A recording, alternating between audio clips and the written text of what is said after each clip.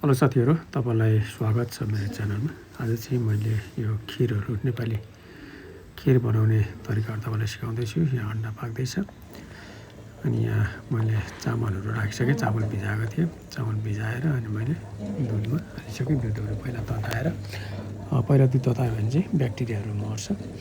त्यो भएको कारणले गर्दाखेरि मैले दुध तताएर अनि चामलहरू राखिसकेँ त्यो दुधमा।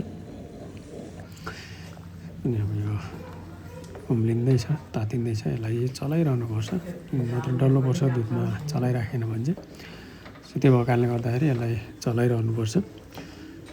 यसरी चलाइराख्दा चाहिँ तपाईँको अझै राम्रो हुन्छ। अनि मान्छेको मेथी पनि हाल्नुपर्छ यसमा। नेपाली टेस्टको लागि चाहिँ एउटा मेथी राख्नु एकदमै जरुरत छ। यसलाई चाहिँ अब मैले पेन तताएर पेनमा राख्दैछु।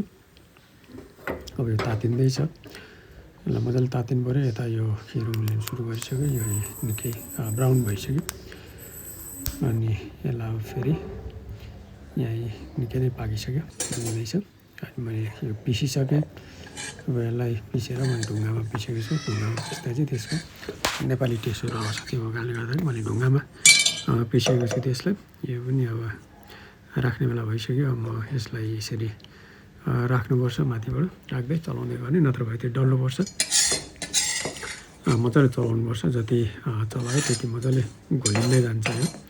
त्यो कारणले गर्दाखेरि मैले एकदमै मजाले चलाइरहेको छु। त्यो धुलोहरू राखिसक्यो, तपाईँले देख्दै हुनुहुन्छ। मजाले चलाएन भने त्यो डल्नुपर्छ। मैले अझै हाल्दैछु, यसमा अझै राख्दैछु। अनि फेरि यसमा धेरै राख्यो भने पनि तितो हुन्छ। अनि म चिनी राख्दैछु। कति चाहिन्छ तपाईँलाई, कतिको स्वाद खानुहुन्छ, चिनी कतिले खानुहुन्छ त्यसअनुसार तपाईँले चिनीलाई पनि यसमा एड गर्नुपर्ने हुन्छ। अनि स्वाद राम्रो आउँछ। र मैले तेजपत्ताहरू पनि राख्नुपर्ने थियो, तर तेजपत्ता सकिएको कारणले गर्दाखेरि मैले तेजपत्ताहरू राख्नु पाएन। तेजपत्ता राख्यो भने चाहिँ अझै नेपाली टेस्ट अझै आउँछ।